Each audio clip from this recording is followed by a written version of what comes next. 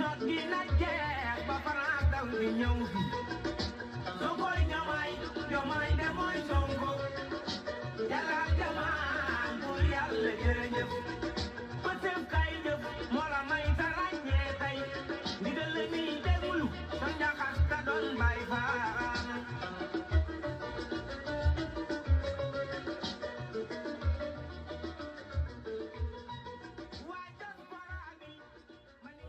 jërë ngeen jëf mbokk yi ñu am mbégte dellu siwaat seen plateau bi nga xam ne mooy les 30 minutes de Diomaye biñ ko jagleel tànk mi ngi ci biir kaso bi waxoon nañ ne ñun Dakar Matin dañ koy jox 30 minutes pour égalité des chances des candidats nga xam ne dañuy dalal kenn ku bokk ci coalition tey nag ma am mbégte dalal fii man moo capitaine laa ko wooye ba tey jii Seydina Omar Touré même si su ma ko waxee bu la ba Pape je suis plus capitaine mais tu es capitaine là capitaine pour un jour capitaine pour toujours voilà comme on dit alors tey moom la ñu dalal mi ngi nekk ci coalition Diomaye alors capitaine nga nuyoo après ñu sumb ci waxtaan bi d'accord Pape merci maa ngi lay gërëm di la sant di nuyu sa téléspectateurs yi et di la renouveler encore notre reconnaissance depuis toujours yow moom da nga bokk si ñoo xam ne dañoo xeexal injustice te di continuer di ko xeexal te aujourd'hui aussi li nga def ni ça prouve que si logique bi nga nekkoon changé wul yaa ngi si ba tey yal na yàlla sutural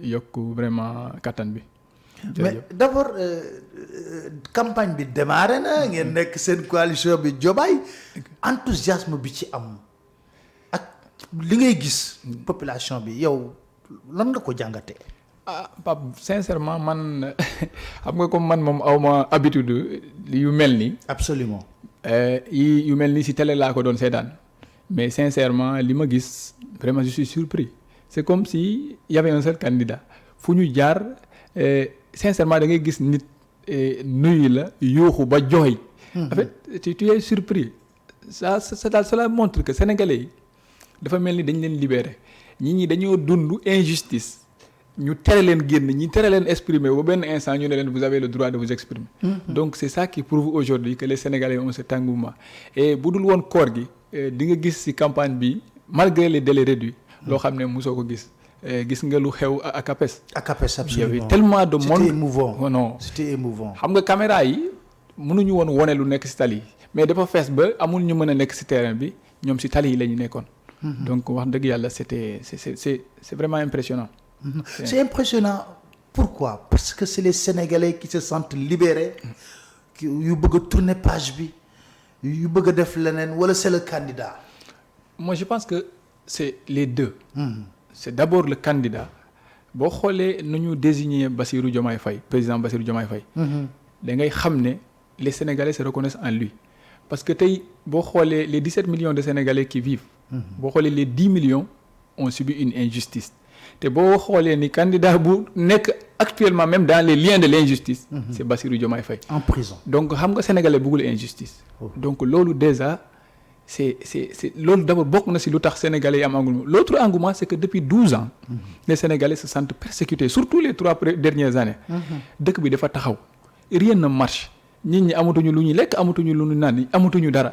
donc c'est l'occasion pour eux de se libérer ce qui fait que tey lu nit doon def da koy bàyyi pour liy jàll ñu voter boo xoolee calendrier électoral bu ñu publier ça da ngay xam ne même le président apparemment il sait que ça c'est une élection à un seul tour donc ah oui c'est élection un seul tour c'est ça une élection à un seul tour en tout cas si l'élection est tenue et je sais qu'elle sera tenue bi élection benn tour la parce que sénégalais yi xam nañ ne lii mooy libération bi lii mooy jàmm ji lii mooy vraiment tourner page bi définitivement aller à autre chose. Alors ci visage yu jeunesse bi xam nga man lu ma gën a marqué.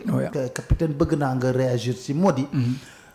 xool jeunesse bi ñu leen persécuté ñoom lañ tëj ñoom la ñu rey soo xoolee tranche d'âge les victimes ci manifestation yi ay xale yu ndaw lañ. effectivement ak ñoom lañ ci mutilé. effectivement mais malgré ça gis nga leen avec enthousiasme engagement bi. effectivement xam nga politique. dafa changer xam nga ñun suñu mag yi. et en fait man tout le temps moo tax du ma leen condamner c'est que ils ont une conception coloniale de la politique. xam nga c'est quoi la conception coloniale de la politique. c'est que ñoom dañoo yaakaar ne politique mooy nga ñëw nax nit ñi ñëw jiite leen jël seen alal lekk.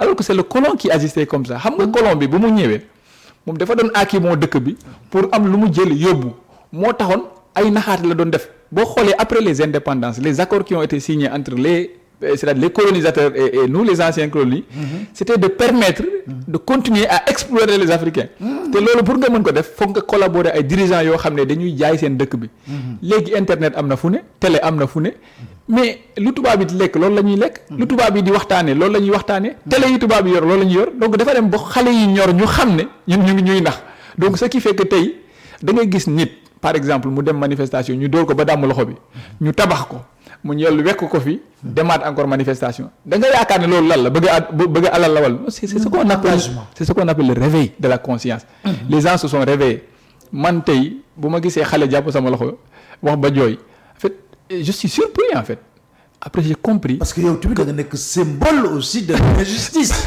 et je suis jeune comme eux donc ñun xam nañu lu ñuy dund donc les gens ont compris que ñun libération suñu dëkk yi si ñun la war a jaar si on veut que nos enfants ne subissent pas ce que nous subissons il faut que nous on se batte je préfère mourir ou marcher avec une seule jambe que demain mon enfant lui puisse être vraiment dans de meilleures conditions que de vraiment continuer comme ça ngay dawal ay auto et tout ça quand tu vas yow boo demee ba dee sa doom yi nekk fi di torox loolu yaakaar naa c'est le colonisateur qui imagine comme ça ñun léegi on a compris qu'on est un peuple libre et que la liberté passera par nous mooy message bi ngeen di porter en ce moment de libérer le Sénégal de tout de tous les goulots d'étranglement effectivement parce que ils ont compris que chacun de ces membres qui étaient dans l'opposition qui sont dans l'opposition surtout ñun ñu nekk ci coalition de Diomaye ku ci négocier woon bu dee kër kese nga bëgg ak oto wala tekki wax dëgg yàlla loolu mën nañu ko am mais ils ont vu que nit ñi bàyyi par exemple boo xoolee ku mel ni Ousmane Sonko wala même Bassirou Diomaye Faye tous les inspecteurs des impôts et domaines man ñi ma xam il y a des gens qui conduisent des véhicules à 100 millions yor ay oto yor ay kër mais ñoom loolu yëpp dañ ko bàyyi da nga xam ne ñii du mbirum adduna la ñuy xeexal quoi donc xam nga manipulation léegi jeex na nit li nga dof da ngay xam ne kuy xeexal réew mi ak kuy xeexal boppam parce que bu fekkee am ay grade kese wala am ay oto sincèrement loolu c'est accessible à tout le monde surtout boo amee benn niveau intellectuel nga am yeneen poste yi ngay occuper Sénégal ñëpp xam nañ nu muy doxee bu fekkee nangu nga yeneen yi rek lépp dina baax ayca maa ngi lay laaj léegi xale yi gis ngeen bañ génnee prison témoignage yu doy waar yi ñu def koo dégg témoignage am nga ne non mënu moon imaginer ne yegg nañ ci niveau de barbarie bi par rapport ak ces 3 dernières années yu ñu dund ni depuis l'éclatement de votre fameux dossier effectivement pour dire vrai parce que foofu lañ koy borné bu ñuy wax événement bi foofu la démarré effectivement tey jii question de maintien de l'ordre laa lay interpellé c'est problématique au Sénégal. Oui, effectivement, le maintien de l'ordre est problématique. C'est problématique. Man, tout le temps, on me reproche de prendre toujours la position des forces de l'ordre. Parce que dama xamné que dañ leen tek ci yoon bo xamné xam nga armée ak gendarmerie ak police nu mu mel. Comme nga jël arme rek jox ko nit. Boko joxé dof bi da koy utiliser comme dof. Boko joxé nit ku am xel da koy utiliser comme ku am xel. xam nga yow ni nga utiliser arme ak man ni ma utiliser arme du benn chacun a sa conception moo tax dañoo war a former nit ñi c'est-à-dire nos gouvernants ci seen bopp surtout le ministère de l'Intérieur ça c'est un gros chantier pour Bassirou s'il gagne surtout faut que nit ñi ñu xaw a xoolaat doxalin bi xam nga dañuy comme ni ma la wax gis nga les forces de l'ordre c'est juste une arme c'est une arme qui doit être adaptée aux aspirations de la personne qui, par exemple, le président bi demain conseil de sécurité, il dit au général, je veux que vous me réglez ce problème-là, s'il le faut tuer les gens. Le général, c'est vrai que je comprends quand les Sénégalais disent non, vous voulez exécuter ordre illégal, ainsi de suite. Mais c'est un peu compliqué.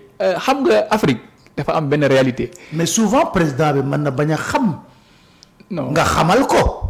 Par exemple, je ne veux pas citer de nom, mais amna ñoo xamné dañ ko wax nako monsieur le président li yoon mayewu ko mëno ko def parce que conseil de sécurité tamit lolou lay def. Merci. OK, c'est ça le problème. Té lolou motax xam nga ñun suñu chef yi xam nga grade armée grade bu né dafa am li nga wara def. Gis nga soldat ak général waruñu même am même xalaat bi mais ñun dañoo dem ba généraux yi ci seen bopp ñu yaakaar ne ay soldats lañu bu ñu leen waxee exécuter rek dañoo war a exécuter ñu si bëri boo xoolee noonu la ñuy doxalee parce que mënuma comprendre tey ay forces de l'ordre dem si benn manifestation ñu filmer leen ñu xool lu ñuy def ñëpp gis lu ñuy def ba pare defoo communiquer defoo dara da ngay exposer non seulement force de l'ordre yi ba pare da ngay ternir seen image parce que yow da ngay yaakaar ne tu es loyal à l'État alors que l'État c'est ñun tout on est loyal d'abord au peuple parce que État bu amee peuple bi la quoi.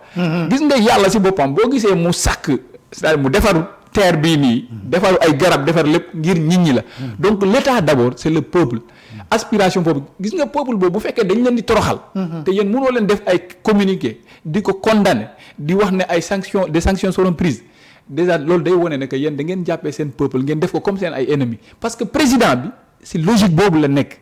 te président bi mooy commandé nit ñi boo xoolee discours président bi yi mu doon wax ay lu xew fii du fi xewaat ay lu am fii du fi amaat déjà ay forces de l'ordre yoo xam ne c'est issu d'une conception coloniale de l'armée de la gendarmerie de la police ñoom déjà dans leur tête ils se mettent dans un pied de guerre donc ils disent par exemple xoolal man tout le temps dañu may naan kii traître la kii même si man j'avais négocié avec Ousmane Sonko un accord tu peux pas me qualifier de traître. Ousmane Sonko c'est un Sénégalais c'est un citoyen sénégalais qui a un parti. kan moo lay wax traître la. non xam nga y a des anciens gendarmes yuy wax yoo xam ne xam nga. non ñoom dañoo xewi.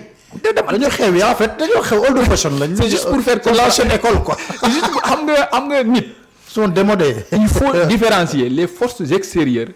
et la population sénégalaise. gis nga un citoyen sénégalais qui aspire à être président que tu sois de l'opposition radicale ou douce ou de l'opposition qui manipule.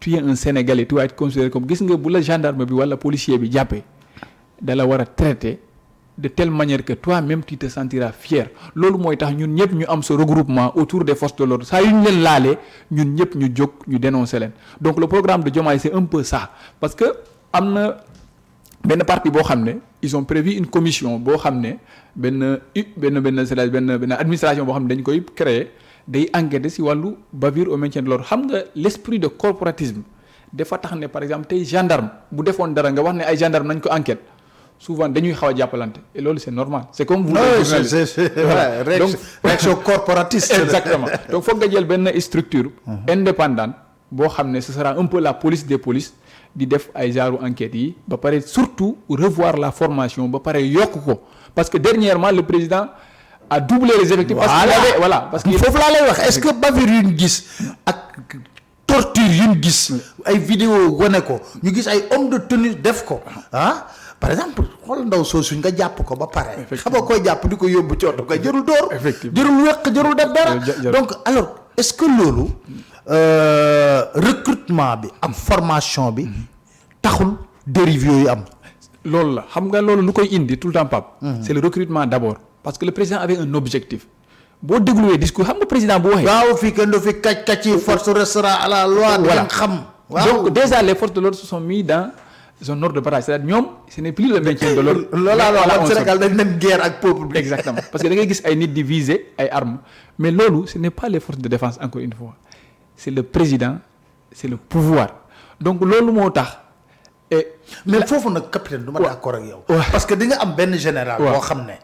fii nag Sénégal force de défense sécurité yi gis nañ fi ñu leen fi yor am yuñ bañ am yuñ d'accord parce que yéen seen événement yi ba mu am février mars am na yu fi amoon yoo xam ne bon on va pas entrer dans les détails mais am na yu ñu bañ am na yu ne président lii mënut a nekk lii lañ war a mën a def lii lañ war a def mais président mën na la wax rayal rek nga dem di rey loolu est-ce que c'est pas le contraire est-ce que ñoom sax ñooy dem wax le président bàyyil parce que man gis naa man kenn dégg laa mel ko lay dara du fi yëngu am nañ ay drone yuy laata ay grenades. mais xanaa loolu laa lay wax waaw gis nga il faut dépolitiser. la police et la dépolitiser. xam nga loolu nu ñu koy defee. comme ni ma la wax xam nga général bu ne ak conception de l'armée c'est-à-dire nous avons une formation coloniale yàlla moo def ne am na ñu si génn ñoo xam ne amuñu par exemple je vous prends l'exemple du général Tine. Il n'a pas cédé à la pression. gis nga tey boo bëggoon par exemple dépolitiser la police ou la gendarmerie da ngay jël quelqu'un comme le général Tine nga dënk ko ministère de l'intérieur. xam nga kooku ñëpp xam nañ ne ban conception lay doxee.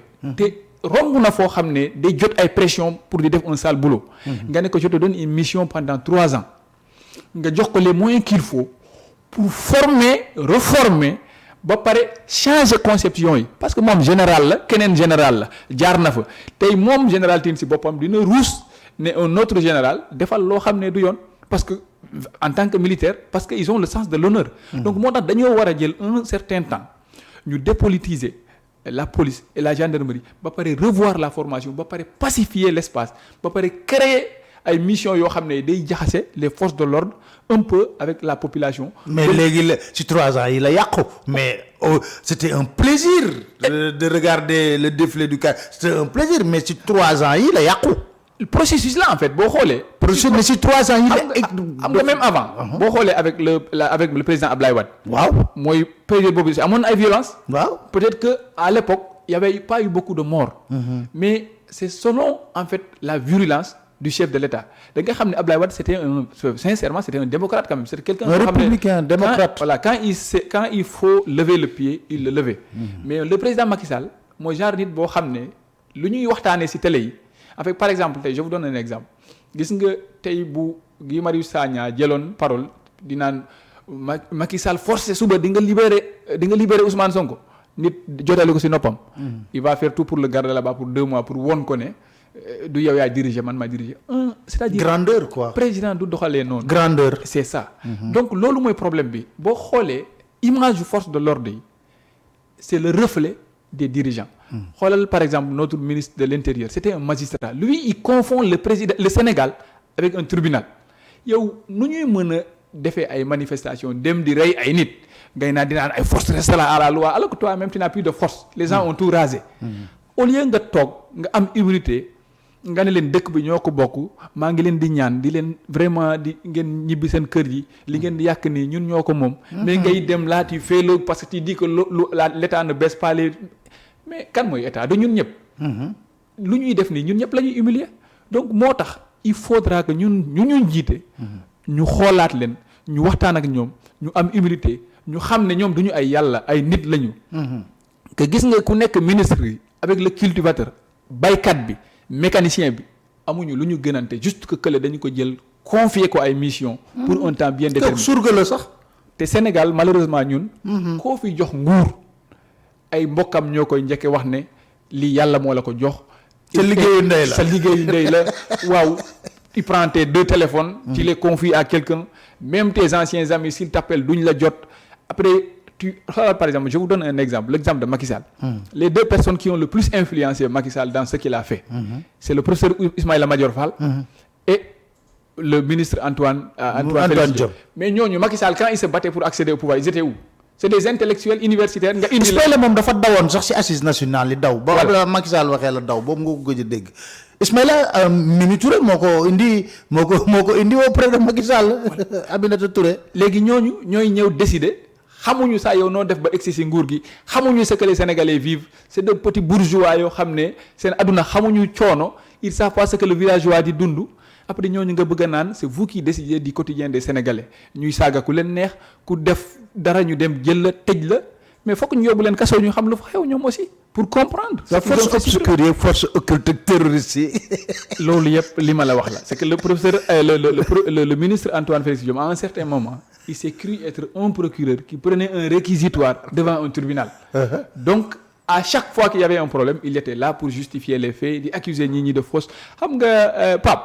ton propre peuple moo tax ma ne la gis nga au-delà des qualités intellectuelles nañu xool les qualités humaines ñu xool nit ñi xam àdduna xam sénégalais yi xam Sénégal ñu dënk leen parce que koo xam ne musul dem kaso xamul sa sénégalais bu ma kooku en fait il va au-delà de ses prérogatives parce que moom lenn rek moo ko intéressé satisfaire au président man saa yu ma li ma gën a jaaxal c'est que boo gisee un professeur d'université boo xam ne c'était une référence mondiale muy dem ba toog ne la man tey mënuma wax lii wala mënuma def lii parce que homme politique la wax dëgg yàlla da ngay xam ne dëkk bi yàqu na parce que lui qui nous enseignait des valeurs c'est lui qui nous disait que c'est ça qui est bien c'est ça qui n'est mais lui nous a dit à travers son comportement que demain si vous avez un poste de ministre mante s'il vous plaît fen leen parce que loolu moo arrangé ku la jiite loolu moo arrangé sama parti politique alors que yéen da ngeen jiite sénégalais yi da ngeen jiite opposants yi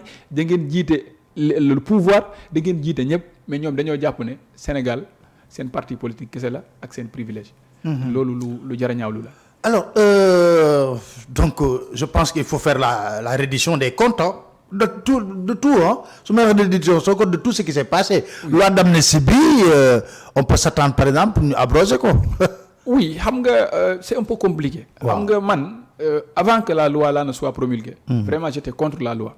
Légui nak comme ñew nañ ba voter ko ba paré, Assemblée nationale moko voté. Là je laisse le pouvoir vous changer. Je ne vais pas prendre une position là-dessus comme voter nañ ko ba paré.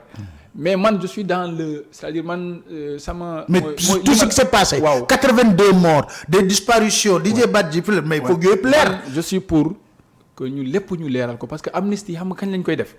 Bu ñu démé juger xol waxtaan ñëpp pardonné ñu réparer ñëpp ñu defaraat lépp su boobaa après ñu toog waxtaan ñu amnistier yëpp mais yow on ne sait pas qui a tué qui a fait quoi ba pare nga ne je pardonne tu pardonnes qui on a condamné qui on a condamné personne moo tax man je ne suis pas pour ñuy fayantoo man wax dëgg yàlla man jàpp naa ne bu ma Macky Sall jàppee teg ma garde à vue si ay karo yu sedd tëj ma del defaat ko la même chose man ak moom benn lañ man jàpp naa ne il faut faire la reddition des comptes mais dans l'humanité plus jamais des personnes en prison ñu entaché leen comme des moutons nit bu nekkee prison warul nekk na këram mais dafa war a nekk dans des conditions yoo xam ne day respecter être humain gis nga adduna bii lu tax yàlla sàkk ko c'est pour que nit ñi nekk si à l'aise bu fekkee nag yow sa nguur jaral na la nga jël nitu yàlla yooyu nga leen di dugal si ay kaso di leen tëj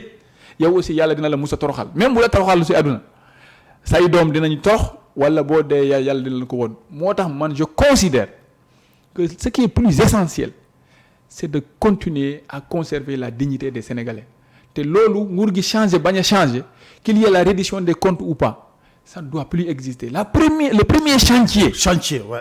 C'est les lieux de détention. J'ai eu la chance d'être quelqu'un qui plaçait les gens en garde à vue. Après, dañu ma placé garde à vue ci commissariat Guédiawaye. Ils étaient professionnels, amul woon benn problème. Mais da ngay gis locaux yi nga xam ne lii c'est pas pour un être humain. Même une chèvre. def na garde à vue yu bari. yow voilà yow. sûreté urbaine ci kara yi. Voilà ak kaña yi. waaw xoolal ma loolu. ak kaña yi. waaw. am na ñoo xam ne l'odeur pestilentielle. quand même nit. am na ñoo xam ne ay xar laadum la ñu yor. ba pare policier bi wàcc la lendemain ne la babale les moustiques donc moom xam na kon condition yooyu. xam na mais malheureusement la conception coloniale comme ni ma la wax de l'administration de la justice. day tax ne yow le gars qui est gardé à vue tu es vu comme un sale type comme nit boo xam ne tu n'es pas comme les autres il faut t'humilier alors que la prison c'est pour corriger Pape Alé Niang yow journaliste ga un responsable un père de famille nga am ay doom tey bu ñu la jàppee bu fekkee ne mënuñu la defaraat plus que li nga nekk dañ la war a bàyyi parce que le rôle encore de la prison c'est une correction moo tax on dit maison de correction c'est pour corriger la personne pour que li mu defoon mu bañ ko defaat mais bu fekkoon ne yow da ngay humilier nit ki détruire ko ça c'est le colonisateur qui faisait ça pour faire taire bu fekkee ni yow président boo xam ne tu es né avant la colonisation sénégalais yi teg la fii pour que nga xeex injustice ngay jël tes citoyens di leen mettre dans ces conditions soit tu connais pas ce que c'est que l'État soit tu es foncièrement injuste et que yow si sa nité nekkoo nit baaxoo dañ la war a vraiment jàppale. Alors je pense que léegi suñu 30 minutes de Diomaye yi jeex mais dama lay laaj ci ñaari actualité benn bi mooy dégg naa ne l'État finalement demul pourvoi en cassation sur l'histoire de Ousmane Sonko. Donc ça veut dire que jugement par contumace bi est anéanti. Et puis timit la loi d'amnistie va effacer l'histoire de son procès avec Mame Mbaye Niang. Donc son casier judiciaire est devenu vierge comme dit Juan Branco. Absolument Pape. C'est juste et tout ça pour ça. Tout ça. Et Pape c'est pourquoi c'est pour moi l'occasion de te rendre hommage. Gis nga affaire bi bu mu commencé et vous faites partie de ces personnes-là qui sont sacrifiées yow da ngay joxe sa dund pour que dëgg bi feeñ pour wone Sénégalais yi jaru ko. Tey vous avez eu raison. Devant tout le monde nga won leen lii jaru ko woon. Ils ont investi combien de milliards. Ils ont acheté combien d'armes. Ils ont tué combien de personnes juste pour empêcher à une personne d'être candidat. Aujourd'hui on nous dit que l'État se retire. c'est vrai que c'est dans le sens de l'amnistie. Parce que comme ils disent que c'est le pardon, c'est la réconciliation, moi je comprends, je ne suis pas surpris. J'aurais été surpris d'ailleurs que affaire bi egg Cour suprême parce que ñoom nee nañu dañuy waxu pardon. Donc c'est juste pour vous dire que am na yoo xam ne jaru ko gis nga je ne sais pas si le président a été mal entouré ou mal conseillé ou si lui-même il est mauvais. Mais en tout cas il y a des gens mauvais yoo xam ne baaxuñu te ñooñu indil lii te man jàpp naa ne sénégalais yi mérité nañu suba ñu defar justice ñu xam ku rey kan après ñu baalante mu jeex parce que sinon ça va rester fii lay doon parce que nit xam nga nit c'est un peu cher être humain dafa am fu mu sori fu mu nekk mbokkam kon boo ko réalité te xamul ku ko rey nu ñu ko reyee rek mënul baale du la ko mës a baal c'est compliqué. Alors merci beaucoup capitaine d'être passé yaa ngi ci caravane bi yaa ngi ci kii bi mais il faut ñu jël leen ñëw jox ngeen jël seen 30 minutes effectivement comme ñëpp 3 minutes lañ leen di may RTS ñun ñu multiplier ko par 10 may leen 30 minutes. Merci Pape. Toujours dans le combat nee naa leen on sera toujours debout on lâche rien du tout. Merci Pape. Rien du tout. Merci. Rien du tout on va rien lâcher de duñ bàyyi dara ba mu jeex tàkk ba le 24 ñu voté ñuy wax ne nañu dañuy dàq élection yeeg yooyu ay recours c'est fantaisiste quand même. Il faut respecter le peuple sénégalais aussi. Pour man yooyu c'est juste pour xaw ñu perturber tuuti parce que man bu ma gisee dem bu posture ministre de l'intérieur bi le nouveau ministre de l'intérieur man jàpp naa ne nit ku jub la te ku bëgg a def dëgg la grand Matar maa ngi lay voilà man kooku noonu c'est moo tax ma ne la dañoo war a dépolitiser boo xoolee monsieur Cissé c'est pas un homme politique comme on le connaît. Par exemple si vous prenez quelqu'un comme monsieur Sidiki Kaba kooku ak kële amuñu benn conception de la politique voilà donc moo tax man je dis au peuple sénégalais damay waxoo sénégalais ne leen lii ay caaxaan la nu ñu commencé campagne bi nañu ko continuer noonu ñu changer suñu dëkk bi après lépp lu ñu bëgg dinañu ko am ñu defaraat c'est vrai que dina yéex ce sera un processus mais nañu génn ku nekk ci dëkk yu kawe yi ku nekk ci ville yi foo mënta nekk ci Sénégal xamal ne ça te concerne donc nañu mobiliser wu continuer nii nañu bàyyi ay kii la comment on appelle ça dans le c'est-à-dire c'est un peu de la diversion. Alors voilà, très bien merci beaucoup mon capitaine Seydina Oumar Touré ñëwoon tey jii bokk ci coalition Diomaye pour les 30 minutes de Diomaye. Alors moi je vous donne rendez-vous ci kanam tuuti ñu def benn live tuuti dellu si waat sur actualité du pays donc à tout à l'heure et puis demain on aura notre invité buy ñëw fii pour ñu waxtaanee tamit coalition Diomaye pendant ces 30 minutes le temps que ñu génne Diomaye kaso xanaa nag war nañ ko génne kaso bu nekk li incha allah allez merci à tout à l'heure merci beaucoup. Jërëjëf Pape merci.